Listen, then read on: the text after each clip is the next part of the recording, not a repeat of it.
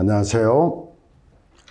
자, 오늘 시험 문제 자체는 10월 16일에 판례인데, 그러면 시험 범위를 벗어나는 것 같지만 사실 우리 앞에 나와 있던 어떤 복제물, 이 복제물과 관련한 판례가 또 나왔고, 이 10월 16일 날 보니까 검찰청, 경찰청 내부에 이 판례를 띄웠어요. 내부 교육 자료로. 이 10월 16일 판례는 이제 앞으로 너무 중요한 자료다. 그 정도로 이제 어떤 복제물에 대한 그런 압수에 대한 얘기가 나와 있고, 또 설명할 수 있는 것도 좀 많이 있어서 이 부분을 문제로 뽑아봤습니다.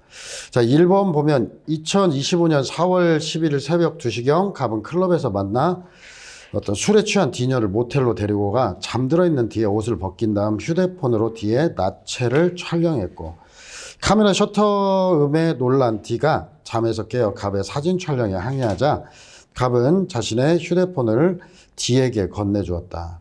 일단은 갑이 D에게 건네준 휴대폰,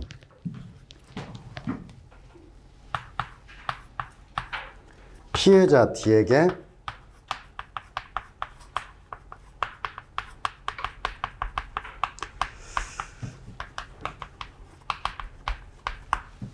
그 다음에 이제 이어가지고 D는 중간간과 성폭력 처벌법상 카메라 등 이용 촬영죄로 112 신고했고, 현장에 출동한 경찰관이 이제 경찰이 갑을 현행범으로 체포를 하고, 이제 D가 휴대폰 이미 제출했을 거예요.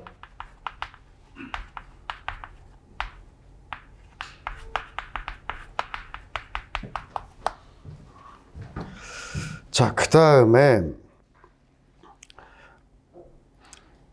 사건 당일 곧바로 경찰서 형사과로 사건이 인계가 됐고, 당시 당식을 쓰던 사경피는 갑의 참여에 갑의 핸드폰을 탐색하면서 일단은 형사과로 인계가 되고, 형사과에서 담당 P가 이제 갑의 참여하에 이제 포렌식을 하고, 그러니까 탐색을 했다. 포렌식을 하지 않고 이제 탐색을 했는데, 자, 그 다음에 D의 나체 사진 10매 이외에 10일 전에 원나잇을 하며 사진을 찍은 이녀의 사진 5매, D의 사진 10매, 또 이녀의 사진 5매. 자, 이건 이제 10월 16일 판례는 2번이고, 이건 기존의 판례를 한 2개, 3개를 합쳤어요. 제가 유력한 문제들로 한번 하기 위해서 좀 신경을 쓰고 이번 전체 모의고사 문제를 좀 많이 했거든요. 그래서 일단 그 다음 나머지 15개 파일을 경찰 소유 컴퓨터로 복제 및 출력을 했다. 그래서 이걸 이제 경찰 소유 컴퓨터로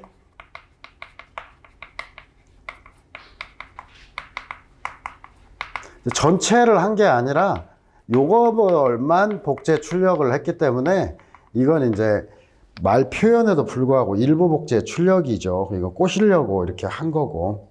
그래서 P는 갑의 진술 내용을 피신조서로 작성을 했는데, 갑은 거기서 이제 이걸 피의자 신문 과정에서 했고, 그 다음 거기 나오는 게 갑이 범죄 일람표에 이제 직접 적었다.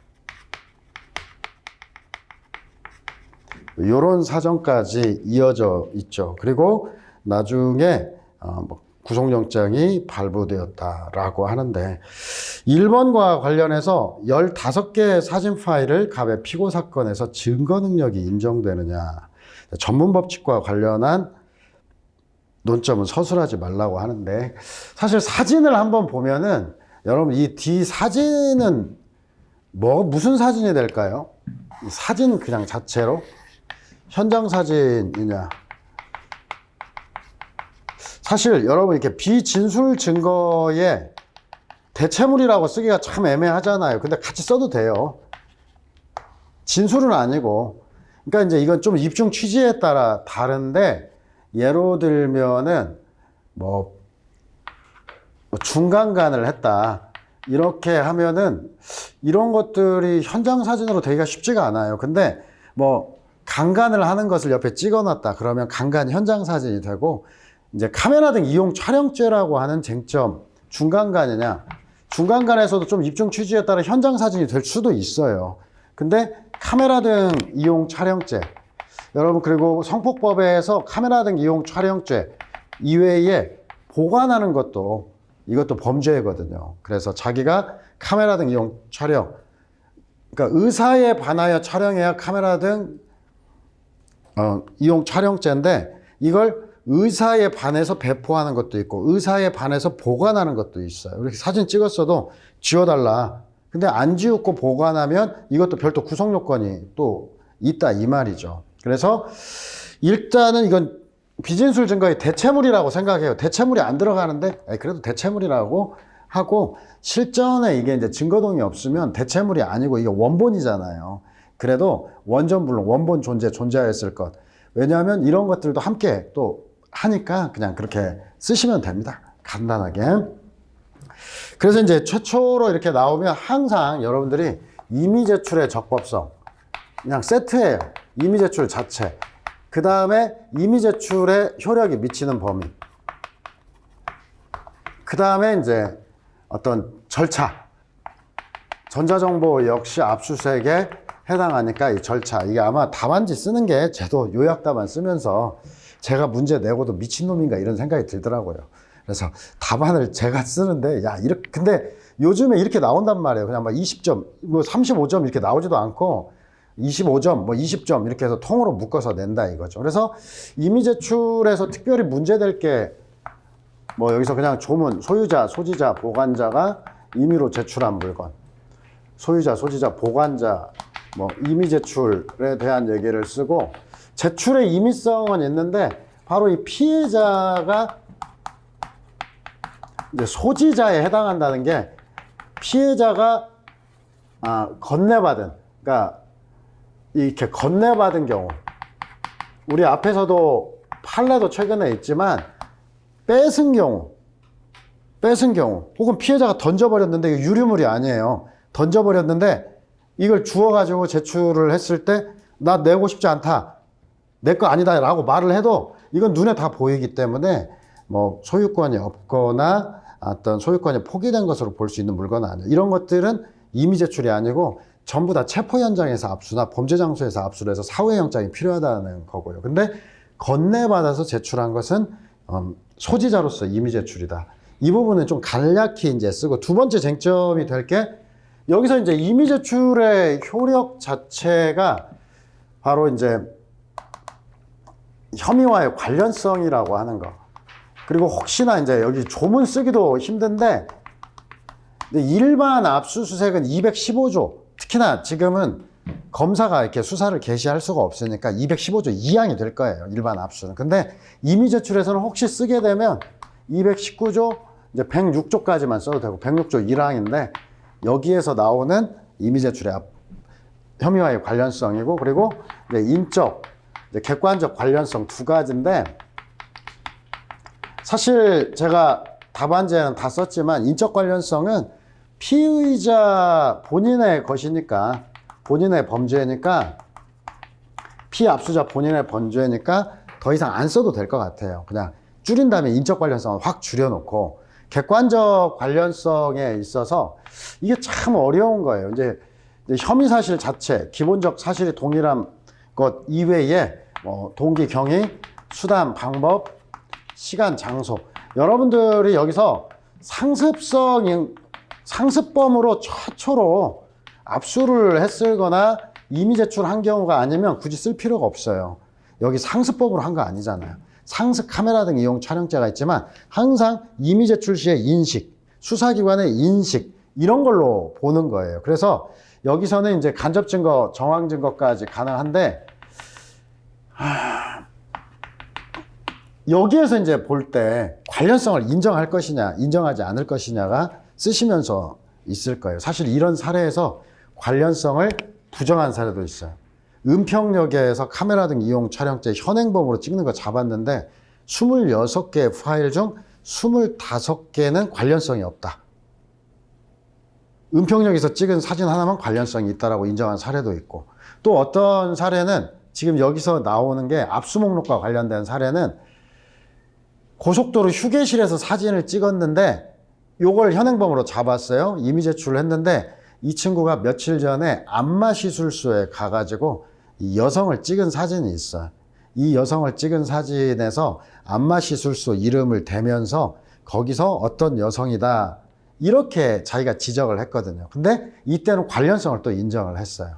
그래서 판례를 딱 보고 제가 금방 얘기한 거 피의자 신문을 하면서 지목한 사안에서는 파일도 몇 개 안 되고, 그 다음에 이제 여기서 써먹는 거예요. 우리 전자정보와 관련해서는 어떤 추행이나 사진 촬영이 어떤 경향성도 있고, 그 다음에 이게 어떤 배포 가능성, 그러니까 그래서 이 무한한 배포를 즉시 차단할 필요성도 있다. 뭐 이런 것들 때문에 좀 넓게 본다는 걸 살짝 키워드 한두 개만 뽑아 써줄 수도 있고요. 그래서 일단은 관련성을 인정을 했어요. 그리고 이제 압수수색 절차에서 뭐 당사자는 참여는 했고, 결국은 이제 압수 목록의 교부인데 이 압수 목록의 교부가 안 된 거죠. 사실은 안 됐지만 이게 원래 위수준과 관련해서 어떤 적법 절차의 본질 내지는 어떤 실질적 내용의 침해는 아니다. 이렇게 이제 결론을 냈는데 왜 그러냐. 본인이 몇 개 안 되고 본인이 직접 범죄일람표에 기재까지 했다. 사안이 두 개가 있어요. 이렇게 직접 기재한 사안도 있고 직접 기재하지 않았지만 참여해서 요거 이렇게 지목한 사안도 있어요. 그래서 여기는 더 정확하게 범죄일람표에까지 적었다. 그러면 어떤 우리 압수목록 교부도 원래 길게 쓰면 쓸 말이 많아요. 근데 요즘은 이제 점점 줄어들게 돼요. 그래서 압수목록은 어떤 환부, 준항고, 그러니까 권리행사를 밟는 가장 기초적 자료가 되므로 현장에서 작성해서 즉시 교부를 하는 게 원칙인데, 이건 그러니까 권리행사를 밟는 기초가 된다라는 점에서 본인이 직접 확인을 했고 몇 개도 안 되기 때문에 본질적 내용의 침해까지는 아니다. 그러니까 압수가 적법해도 적법하다, 위법하다 이렇게 하지 말고 분명히 압수 절차는 압수 목록 미교부는 위법한데 적법 절차의 본질적 내용 침해까지는 아니다로 마무리를 했어요. 그래서 여러분들 이 문제들을 전부 다 새롭게 하고 답안지를 다 새롭게 쓰다 보니까 좀 더 제가 줄이고 싶은 방향에서 조금 더 줄였어요. 그래서 여기 압축 답안 중심으로 좀 확인을 하고, 그래서 문제에서 이제 임의 제출에서 여러 가지인데 아까 제가 설명은 안 했지만 이것도 하나 쟁점이에요. 현행범 체포 현장에서도 임의 제출이 가능하고 이 경우 사후영장을 발부받을 필요가 없다. 요것도 꼭 써주는 게 좋을 것 같고요. 그 다음에 영장주의에서 뭐 소유자, 소지자, 이건 그냥 소지자에 대한 개념이라고 하는 거. 소지자, 피해자가 건너받은 것은 소지자다는 거 꼭 지목하고, 그 다음에 임의 제출에 효력이 미치는 범위. 여러분 이거 형법 할 때 이재상 박사님하고 낼 때도 이거 냈지만 여기서도 이거 한 번으로 끝난다고 생각하시면 약간 오해입니다. 제가 미리 청기를 누설한 것 같은데 그만큼 관련성에 대한 문제는 제가 말씀드린 게 2021년 후반부터 2022, 23년, 24년, 25년 이 4개년을 볼 때 형사 판례의 중심은 자, 임의 제출, 그 다음에 유류물이 2024년에 최초로 얘기를 했고, 그 다음에 이제 123조 2항 3항과 관련해서 참여권의 문제, 이건 이 박사님하고 낼 때 거기다 집어넣기도 하고 우리 책에도 있는 그런 거고, 그 다음에 이것도 이제 큰 건 아니고 그 다음에 나오는 게 이제 여기서 나오는 바로 복제된 전자정보. 그리고 이 모든 것과 관련해서 공통되는 게 관련성에 의한 제한이다. 그래서 관련성에 의한 제한은 위수중 쓸 때도 아예 처음부터 215조 2항은 어떤 피의 사건과 혐의와의 관련된 것에 한정하여 압수수색 검증을 할 수 있다라고 했고, 이건 증거 사용에도 그대로 적용돼서 관련성 없는 물건을 압수할 때 이것은 적법 절차의 본질을 침해해서 위법 수집 증거다. 여기까지 그냥 이어지는 게 한 코스로 하나 잡아놓고 들어가야 됩니다.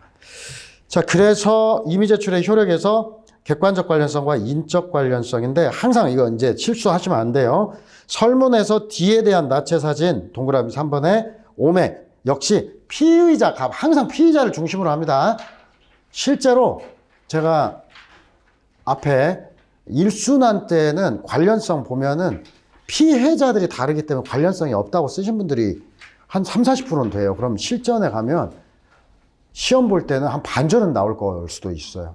반절 안 나오겠다. 왜 안 나오냐면은 관련성 논의를 아예 몰라가지고 안 쓰는 사람도 있으니까 쓰는 사람의 한 20-30%는 나올 수도 있어요. 근데 피의자 본인의 것이다. 그리고 혐의와의 관련성은 실제 채점 보니까 키워드 하나하나마다 그냥 0.5나 1점씩 다 점수를 줘버리더라. 그래서 동경 수방시장까지 해서 싹 마무리를 짓고요. 그래서 일단 5개에도 미친다. 근데 무관정보라고 써도 문제가 없어요. 왜냐하면 이문으로 안 타고 가기 때문에, 타고 간다면은 이제 복잡하기 때문에 유관정보냐 무관정보냐를 고민을 해봐야 돼요. 이문 1문을 바탕으로 가면은. 근데 여기서 끝나니까 상관없고, 대신에 무관정보라 하더라도 여기서 두 번째 핵심은 뭐 가방 같은 경우는 이 문제에서는 쓸 것도 없는데, 그래도 전자정보에 대한 탐색 절차, 압수수색 절차니까 적법 절차를 준수해야 되고, 뭐 그 다음에 이제 수사기관이 압수한 경우 뭐 압수 목록을 작성 교부해야 되는데, 여기서도 이제 제가 말도 상세 목록이라든지 이런 것도 얘기도 하지도 않았어요. 그냥 상세 목록, 상세 내역을 기재한 파일 상세 명세가 기재된 압수 목록을 교부해야 된다라고 했고, 볼드로 해놓은 게 바로 준항고를 하는 등 권리 행사를 받는 가장 기초적인 자료, 권리 행사에 지장이 없도록 이라고 하는 부분을 살렸고, 답원에 휴대전화를 피고인과 함께 탐색했고, 그 과정에서 영상을 발견, 일단 참여도 했고요. 그 다음에 뭐 전체 사진 15매 정도로 다른 파일과 구분이 되고, 직접 갑이 이를 확인하고 스스로 범죄 일람표 직접 기재했다. 그래서 전자정보와 관련해서 압수 목록이 교부되지 않아도 이렇게 절차상 권리가 실질적으로 침해된 건 아니다. 침해는 맞지만 실질적 침해가 아니다라고 했고요. 실제 위수준과 연관돼서 나온 판시사항이니까요. 자, 이제 설문 2번이 바로 10월 16일 날 해서 지금 경찰에서 내부에 이제 사이트에 내부자들 꼭 보라고 올려놓은 거예요. 평서까지도 다 어느 정도 해놨더라고요. 근데 2번, 갑과 약 8년간 교제한 사이인 A는 갑이 성폭력 범죄로 구속되었다. 실제로는 똑같아요. 똑같은 게 이제 이것도 카메라는 이용 촬영죄로 걸려 들으니까 혹시 내 것도 찍었나, 혹은 내 거 찍은 것도 유포했나 해가지고 고민해가지고 이제 집에 들어갔는데 주거침입까 이제 좀 삭간을 잡아서 바로 남자친구, 이제 카드키는 제가 지워놨어요. 카드키가 없다 하더라도 아마 사실관계로서 이제 평소 출입을 계속 하던 그런 자취방이다 이렇게 해서 카드키는 이거 아시죠? 형법의 주거침입과 관련해서 카드키 내어준 직원이 그 밤에 들어가서 물건 훔쳐왔을 때 이거 주거침입은 아니다 했던 것처럼 그걸 살려가지고 성폭력 범죄로 구속되었다. 자신과의 성관계도 촬영일 것이라고 판단해서 4월 15일 오전 11시 스마트키를 이용해서 집에 문을 열고 들어가서 데스크톱 PC, 그 다음에 자신과 성관계 동영상 발견하고 USB에 자신의 나체 사진과 성관계 동영상 22개를 선별 복제 저장했다. A는 같은 날 성폭력 처벌법 위반죄로 고소하면서 PC와 USB를 제출했는데, 같은 날 정보 저장 매체 원본 만출 확인서에 참여하지 않겠다는 의사를 표시했고, 경찰로부터 전자정보 상세 목록 그 자리에서 바꾸서 갔어요. 실제 사안에서도 그 자리에서 USB는 받아갔어. 압수 목록을. 근데 이제 그 다음 이제 탐색 과정에서 나오는데, 자, 여러분 여기서 답안지를 쓰실 때 그래서 그 여성을 A녀가 갑의 집에서 가져와 제출한.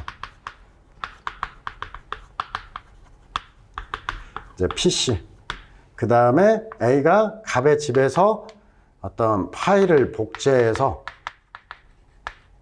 자신의 USB에 복제한 거.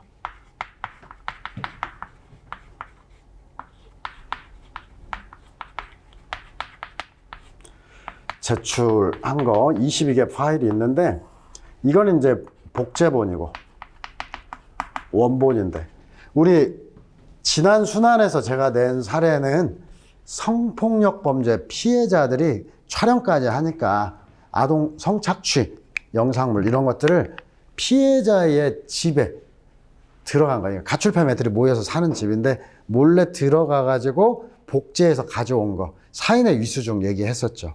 사인의 위수중하고 어떤 이미 제출물에 압수해서 실제로는 다 섞어서 나올 확률이 높다라고 했잖아요. 그래서 얘는 답안지를 한번 넘겨보시면은 218조로 해서 소유자, 소지자, 보관자가 아니다. 특히 소지자가 아니다고 잘라버렸어요. 근데 얘는 사인의 위수중을 쓰고 그 다음에 218조의 어떤 소유자라고 하는 것과 관련해서 이 복제본에 대한 걸 얘기를 했고 탐색 과정에서 이제 A는 참여하지 않았지만 참여권은 문제가 없고요. 그쵸?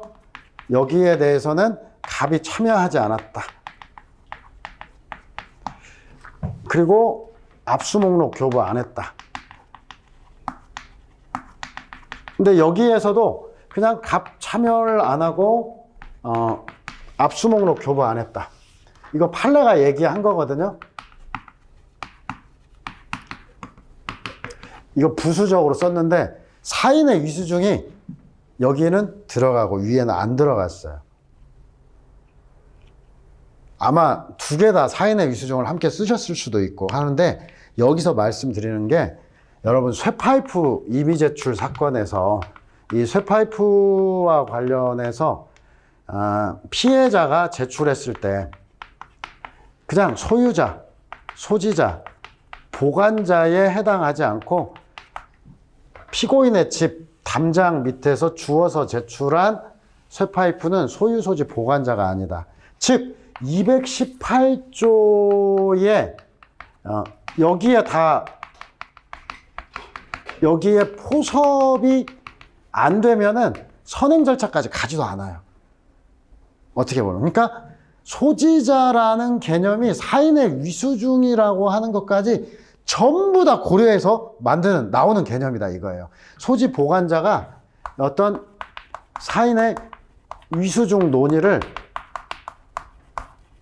어떤 포섭하고 있다라고 보시면 돼요. 그런 것까지 다 고려해서 소지자의 개념을 어떻게 설정할 것이냐. 그래서 직접 소유자, 소지자, 보관자에 해당하지 않으면 굳이 사인의 위수중을 쓸 필요는 없습니다. 근데 학자들 가운데 써야 된다는 사람도 있긴 해요. 그러니까 근데 우리가 이제 시간을 줄여야 되잖아요. 줄여야 되기 때문에 소유자, 소지자, 보관자에서 커트해내면 쓸 필요가 없다. 근데 반면에 얘는 어떻게 돼요? 이제 소지자, 소유자로 이렇게 218조의 소유, 소지, 보관자로 포섭이 됐을 때, 포섭되면 선행 절차까지도 생각을 해줘야 된다.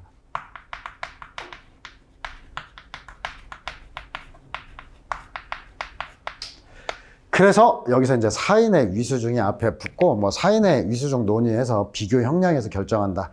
이것도 너무 길기 때문에 판례 하나만이라도 여러분들이 이 판례도 개인의 사생활 영역에 관계된 증거의 제출이 곧바로 금지되는 것이라고 볼 수 없고 여기까지는 못 써도 효과적인 형사소추, 형사소송에서 진실 발견 안 써도 하나 효과적인 형사소추와 개인의 사생활 보호이익이라고 한 것도 있고 인격적 보호이익을 둘 중에 하나 써가지고 비교 형량에서 결정해야 된다. 바로 판례로 써가지고 이런 것은 그냥 이 형량상 이건 위수중 아니다 이렇게 바로 들어가도 괜찮을 것 같아요. 여기는 검토 안 하고. 그리고 218조도 앞에서 이제 다 써놨을 거니까 여기서 이제 소유자, 원본과 복제본.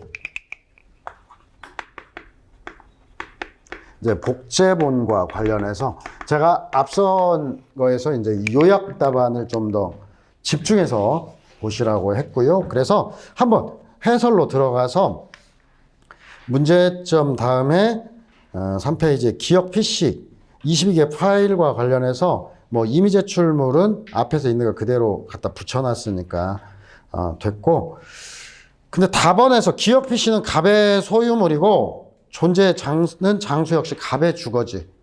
소유지자, 보관자 모두 갑으로 봐야 된다. 그래서 A가 이미 제출 주체가 아니어서 위법하고, 그 다음에 탐색 과정과 관련해서 적법 절차를 준수하는데 이제 갑 참여 안 했고, 두 번째 바로 압수 목록 교부도 없었다까지. 이거 빼먹으면 안 돼. 이런 것들이 판례도 이게 두 가지, 특히 압수 목록 미교부를 강하게 지적을 했거든요. 빼먹으면 안 돼요. 이 두 가지. 통지는 그냥 참여권 안에 크게 쓰기 때문에 들어간다고 보고, 참여권 뭐 사전 통지라든지 참여권 보장 안 됐고, 그 다음에 압수 목록 교부도 안 됐다.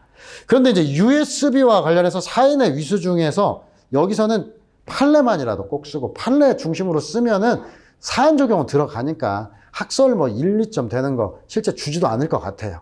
그냥 버리고, 그 다음에 USB 이미 제출물 압수와 관련해서 바로 나번에 우리가 전자정보, 무정형의 관념 여러 번 제복돼도 원본과 전자정보가 독립하여 제출할 수 있다. 존재할 수 있다. 전자정보는 무정형의 관념, 복제 전자정보와 원본이 독립하여 존재. 그래서 설문에서 같이 전자정보를 제3자가 이게 다 표현하는 게 아니라 제3자 소유의 정보 저장 매체 혹은 USB에 복제해서 제출했기 때문에 A가 소유자이다. 그리고 이제 원본 전자정보가 아니라 복제물, 그 다음 넘어가서 복제물이 나왔을 때 원본 소유자의 참여가 필요하냐. 이와 관련해서 처음부터 원본 소유자의 참여권을 배제하고자 했다는 등의 특단의 사정이 없는 한. 그래서 일단은 뭐 참여권은 외형적 객관적으로와 압수 시점까지 압수물을 지배 관리하면서 처분권을 행사하는 자다. 요것만 그냥 쪼개서 물어봤으면 다 쓰고 싶은데 요거는 그냥 쓸까 말까 고민 중이고, 두 번째, 그래서 원본 전자정보와 복제 전자정보 상호 독립하기 때문에 자, 복제 전자정보와 원본이 동일해도 오직 그 부분은 살려주는 게 좋을 것 같아요.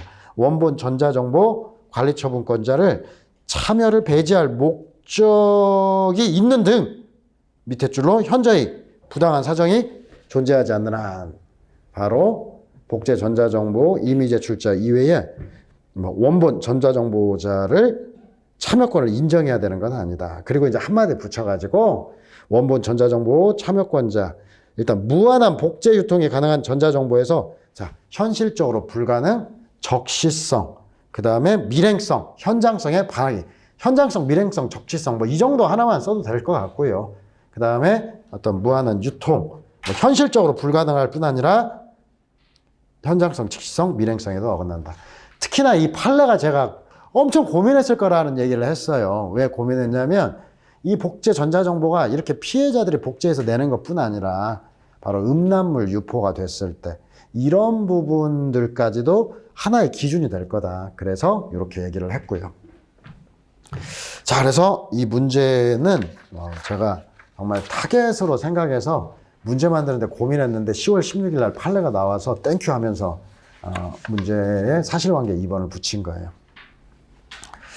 자, 이제 설문, 이제 1문의 2에 대한 건데 갑자기 상소와 약식명령으로 싹 움직였는데 간단히만 설명하고 제가 오늘 그 서브 자료나 나왔듯이 상소나 이쪽은 조금 신경을 써서 얘기를 하는데 여러분 저는 길게 하는 거 되게 안 좋아합니다. 혹시 여러분들 좀 더 풍부하게 강평을 해달라 원하시면 해드릴 수 있는데 굳이 그럴 필요는 없다. 그래서 시간을 여러분들 혼자 보는 것보다 좀 더 빠르게 볼 수 있다는 점에 중점을 두어서 제가 시간표도 사실 한 12시 반까지만 쓰려고 했는데 다른 분들 보니까 막 3시 이렇게 써 있는데 나만 너무 대충 하는가 이런 느낌이 들어서 최대치로 올린 게 12시 50분까지 써놓은 거예요. 근데 그보다 좀 더 빨리 끝내려고 생각은 하고 있습니다. 자, 이제 문제, 갑은 2024년 10월 1일부터 2025년 1월 30일 약 4개월 10회 상습 도박 한 혐의로 약식 기소되었고 3회는 보강 증거가 없고 7회는 유죄가 인정된다. 그래서 뭐 7회 유죄. 이거 기존의 사법시험에 기출된 사실관계를 거의 똑같이 해서 쟁점은 좀 바꿨지만요. 10회의 상습 도박과 관련해서 7회 유죄. 3회 이제 무죄. 근데 여기서 이제 보강 증거가 없다라고 했는데 이거 막 공부해서 쓰고 싶을 건데 쓸 거리가 없게 해놨어요, 제가. 이렇게 포괄일죄의 그 문제에서 제가 뽑아내는 것은 그냥 포괄일죄에서 일부가 유죄, 일부는 무죄이면 주문에 유죄를 쓰고 무죄 부분은 이유에서 밝힌다. 이 정도만 이제 나오고 그래서 이유에 명시했고 2번 간만이 정식 재판을 청구했는데 정식 재판 과정에서 별건에 절도가 병합됐다. 사례 2에서 1심에서 절도와 상습 도박 모두에 대해서 유죄를 인정하면서 징역 1년에 집행유예. 그래서 1심 이제 약식 명령이 200만 원 나왔나요? 뭐 중요하지는 않고 이제 피고인만 정식 재판을 했는데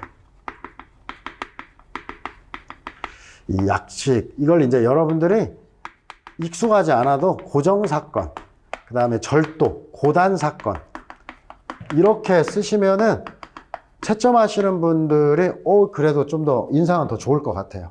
그래서 여기는 상습, 도박 이렇게 돼 있는데 여기에서 이제 징역 1년에 이제 집행유예를 붙였는데 2년인가요? 근데 아무튼 집행유예도 그냥 징역형이라고 생각해서 이게 형종상향 금지 원칙에 반하느냐라는 문제인데 바로 형종상향 금지 원칙, 이거 항소심과도 마찬가지예요. 피고인만 정식 재판을 했다. 그 이후에도 뭐 검사가 이제 항소를 하고 상고를 하도 형종상향 금지의 원칙은 그대로 유지가 돼야 되니까. 그래서 이 형종상향 금지의 원칙과 관련해서 뭐 457조에 2 한번 쓰고 뭐 병합사건에도 적용이 되고 그래서 이제 형종상향과 관련해서 그냥 형법 이제 38조 2랑 뭐 2호와 3호에 대한 얘기들을 좀 제가 기존에 이제 판례 원문에는 없는데 여기에는 좀 풀어서 써봤어요. 그래서 요즘에 이제 상소 쪽에도 좀 풀어서 쓰는 게 더 편할 수도 있거든요. 제가 그냥 결론하고 이유만 써도 된다. 이건 진짜 우리가 판례에서 핵심만 알 때 하는 거고 이런 정도는 결론 이유로 쓸 필요도 없어요. 이건 나눌 수가 있으니까. 그래서 형종상향 금지의 원칙을 딱 쓰고 이제 3번에서 고정사건 피고인만 정식 재판 청구 형종상향 금지 약식보다 중한 종류의 형인 징역형을 선택하지 못한다. 고단사건과 병합돼도 마찬가지인데 그래서 이제 사안 해결과 관련해서 1심에서 징역형을 선고하려면 1사건, 2사건 모두 징역형을 선고해서 38조 1항 2호로 가야 되는데 그러면 징역형을 1사건에서 선택했기 때문에 형종상향 금지의 원칙으로 간다. 38조 3호에 따라서 벌금과 징역형을 병과했어야 되는 거죠. 벌금, 징역형 혹은 뭐 벌금형만 2호로 가서 벌금형만 내든지 아니면 벌금, 징역형 병과했어야 된다.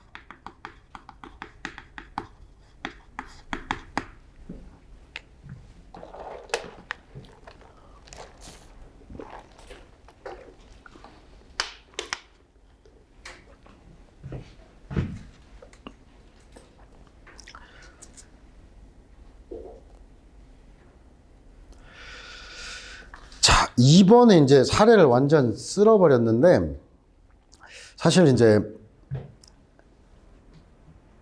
1번, 원래는 아니고, 1번에 이제 사례를 쓸었는데, 만약 절도죄는 무죄를 선고하고 이제 상습도박 하나만 가자. 약식명령에서와 같이 A는 유죄, B부는 무죄를 선고했을 때.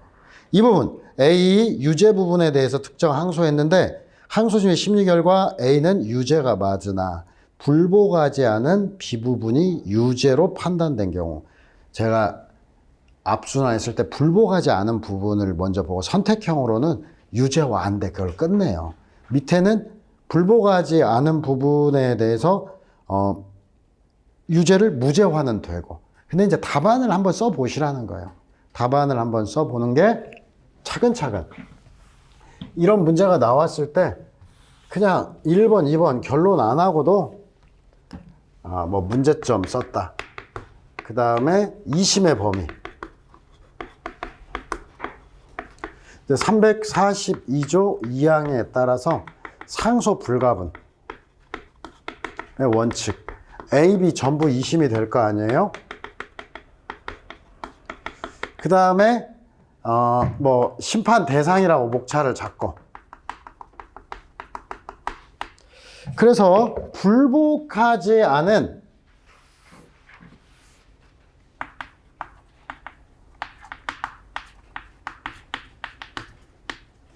B 부분은 형식적으로 2심. 그런데 당사자의 공격 방어에서 벗어나 이렇게 나올 거 아니에요. 당사자의 공격 방어에서 벗어나 파기할 수 없다. 그리고 여기다가 공방대상론이라는 표현을 하나 써놓으면은 그 다음 문제 갈 때 써먹을 수 있어요. 안 그러면 하긴 뭐 우리는 지금 컨트롤 C, 컨트롤 V 하면 되긴 하지만 그래도 공방대상론이라는 용어를 써서 그 다음 문제로 타고 간다. 그래서 사안 해결까지 마무리를 해주면 되겠죠. 그리고 이제 그 다음에 문제는 또 그 다음 문제 가서 차근차근. 야, 여기까지는 이 부분은 컨트롤 C, 컨트롤 C, C 딱 하고 3번 심판 대상과 관련해서 바로 전항의 공방대상론을 적용하면 파기가 안 되는데, 그러나 이제 앞에다가 말을 붙일 수 있어요. 항소심은 속심으로써 직권, 심판 권한과 의무. 그래서 이제 제가 이 조문은 좀 더 익숙하지. 어차피 조문 찾으면 다 나오는데 1항 단서와 364조 2항에 따라서 어떤 직권, 심판, 권한과 의무. 이게 권한이고 이게 의무인데 말이 의무와 권한보다는 권한과 의무라는 게 좀 잘 나오는 것 같아요. 그냥 그래서 권한과 의무에 기해서 파기할 수 있다. 뭐 편면적 공방대상론이라는 말 안 써도 되고요. 이렇게 해서 직권, 항소심의 직권, 심판과 권한, 의무까지 이렇게 마무리를 해놨습니다. 일단 강평은 여기까지 하고요. 잠시 쉬었다가 이제 선택형 상소 이유를 좀 중점으로 보겠습니다.